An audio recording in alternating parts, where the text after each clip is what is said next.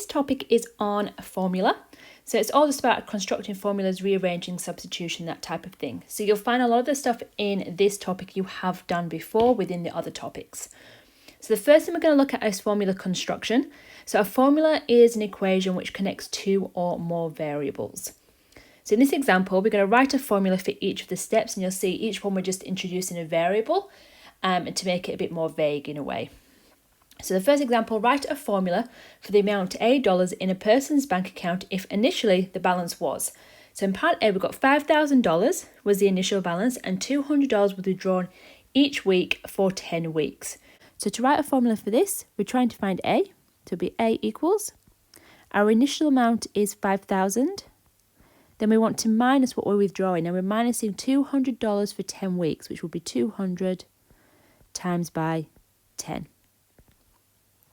Now part B, we've got $5,000 to start with and $200 was withdrawn each week for W weeks. So same idea, we're starting with A equals, and we're starting with our initial amount of $5,000 and we're going to be minusing, and now $200 times by how many weeks, because it's 200 per week. C, we've got $5,000 and X dollars was withdrawn each week for W weeks. So we're starting with A equals, we've got 5,000. And this time we're minusing X amount multiplied by W weeks. And the last one, we're starting now with B dollars and X dollars was withdrawn each week for W weeks. So it will be A equals, B is our starting amount minus X times W. All right, example 2. The illustrated door, here's my lovely door that I've drawn, consists of a semicircle and a rectangle. Find a formula for the area of the door in terms of the width and the height.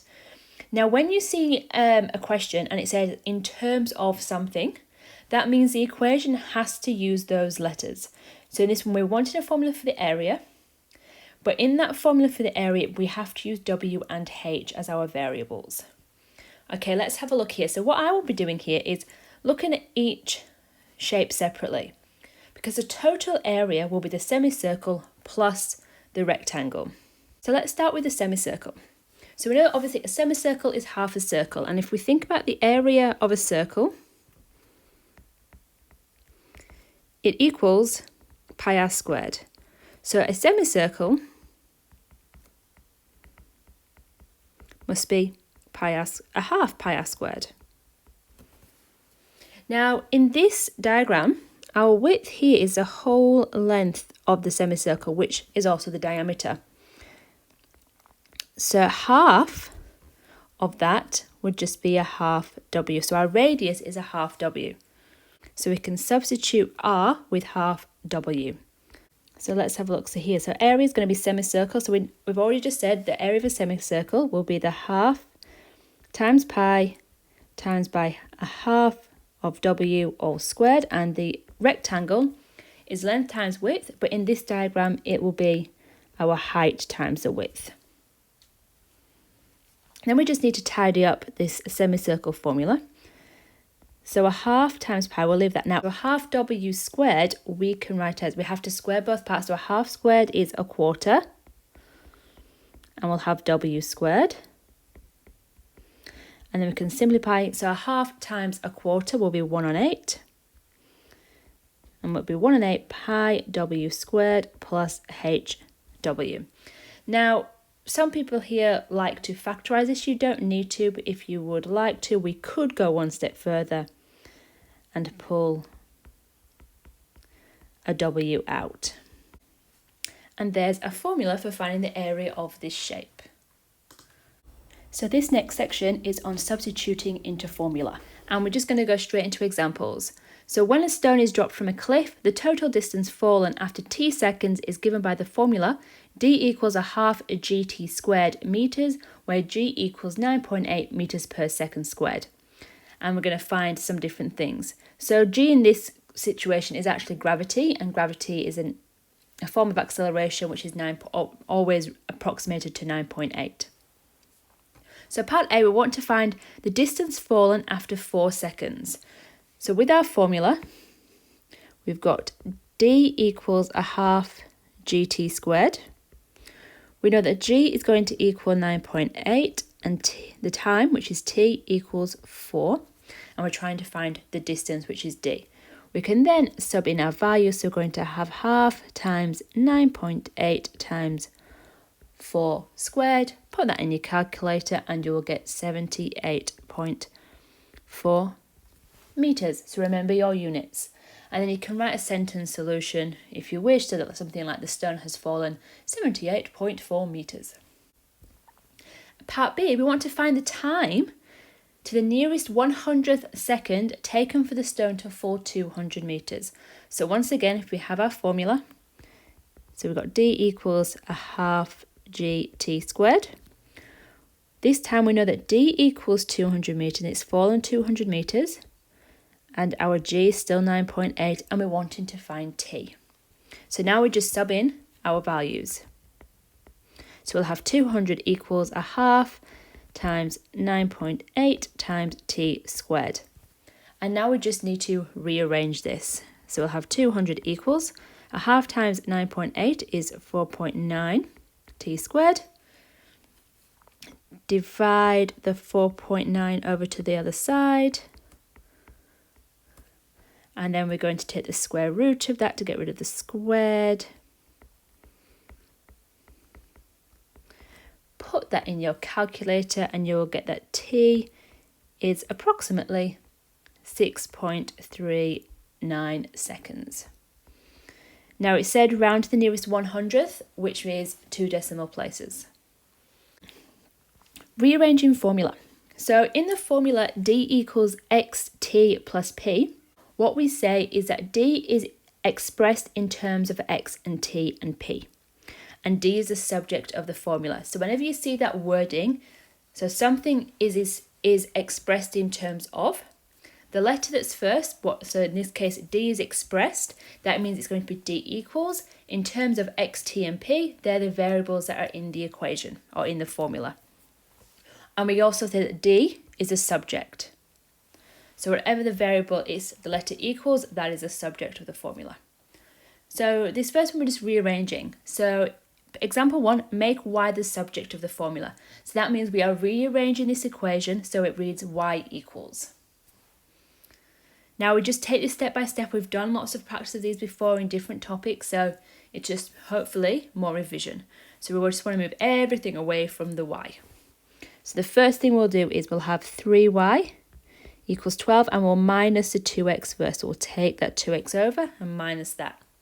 Then we have to divide by 3, so it'll be y equals 12 minus 2x divided by 3. And then this will simplify down to 12 divided by 3, which is 4 minus, and then the 2x, we can't divide that by 3. It doesn't go nicely, so we just leave it as 2 on 3x. Okay, B. We've got x equals 5 minus cy. Now with this one, there's 2 ways we can do it. I'll show you both ways and then you just pick whichever feels most comfortable. So the way I prefer to do it is to try and make my variable positive if it's negative. So in this case, you see the minus cy, the y is negative and I'm going to make that positive. So the first thing I'm actually going to do is to add that to the other side. Then I'm going to take the x over and then I'll divide all that by c. Now the other way you can do it would be to leave the cy where it is first and take the 5 over. So we'll have x minus 5 equals minus cy. Then I would personally get rid of the negative cy and just get rid of the negative there, which means change the signs of everything on the opposite side to make that positive and then divide by the c.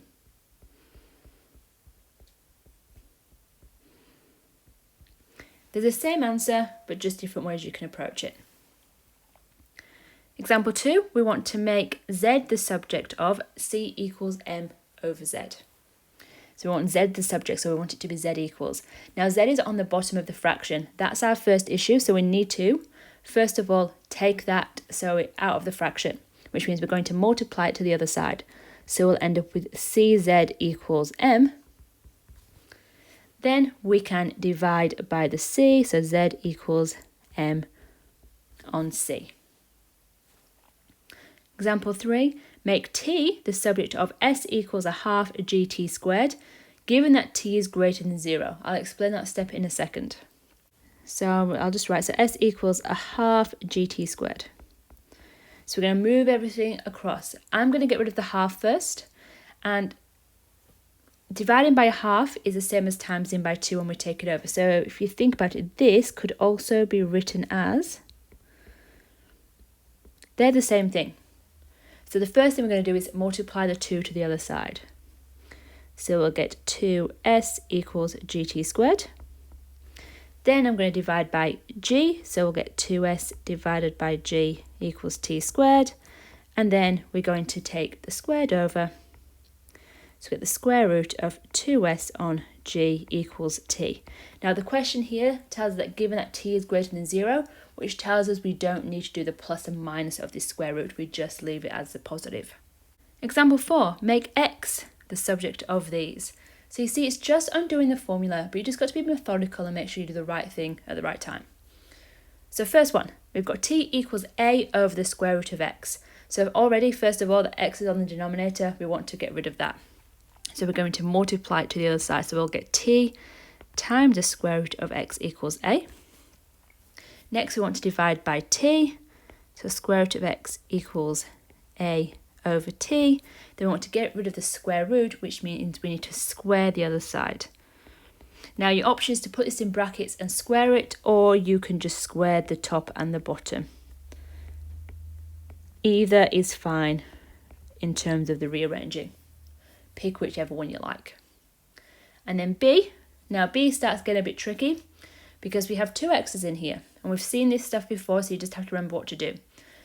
First step I would say is take all the x's to the same side. So we're going to have ax, we'll have minus bx to this side, and then we'll take the 3 over, so we'll have d minus 3. Now we've got 2 x's, not going to work for us because we just need this to be x equals. So what we do is we actually factor out the x. And that means we now only have 1x. And then from here we've got x times a minus b, so then we can just divide the a minus b to the other side. C, we've got t equals a over x minus b. Same idea, get rid of the fraction first because we don't want the x in the fraction, so we'll have t multiplied by x minus b equals a. Got brackets, x in the brackets, so we need to expand the brackets to get rid of that. So tx minus tb equals a. Then we're going to need to take the tb to the other side. So it'll be a plus tb, and then we're going to divide by t to get rid of the t multiplied by x. Then d, we've got y equals 3x plus 2 divided by x minus 1. First of all, once again, let's get rid of the fraction. So we'll have y multiplied by x minus 1 equals 3x plus 2. Get rid of the brackets. So xy minus y equals 3x plus 2. Then just like part B, get all the x's to the same side. So xy minus 3x will equal 2 plus y. Factor out the x, and we'll have y minus 3 in the brackets equals 2 plus y, and then we can divide by y minus 3. And the last section is on rearranging and substituting. So just putting together everything we have already done. So the first example, we've got the volume of a cone is given by v equals 1/3 pi r squared h, where r is the base radius and h is the height. And we want to rearrange to make r the subject first. So we've got v equals 1/3 pi r squared h, and we want r the subject, so we're going to move everything else away from r. So first of all, I'm going to get rid of that third, which means we're going to times by 3. So we'll have 3v equals pi r squared h. Then everything else is just multiplied, so I can divide those. So we'll have 3v over pi times h equals r squared, and then we can just square root that to equal r. And once again, we don't have the plus or minus because we can't have a negative radius. Now we've got this formula for r, we want to find the radius of a cone with first height 6 centimetres and volume 100 centimetres cubed. So our formula, just put the formula here to remind us, so we've got r equals the square root of 3v over pi h. So the first one, the radius, is going to equal the square root of 3 times v, so 3 times 100, divided by pi times h, which is 6. We can simplify that if you would like under your square root, so we'll have 300 over 6 pi, which will also simplify down to the square root of 50 over pi.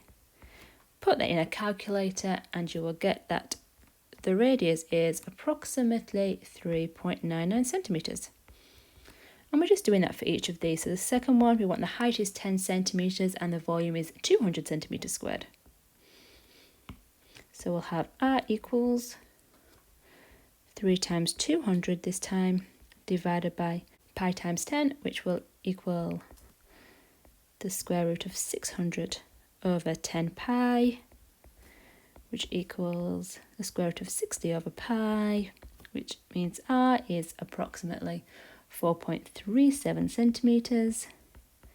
And the last one, we're going to have r equals 3 times 150, which is the volume, divided by pi times 15, which will equal 450 over 15 pi, which will equal the square root of 30 on pi, which means r is approximately 3.09 centimetres. And that is rearranging and substituting.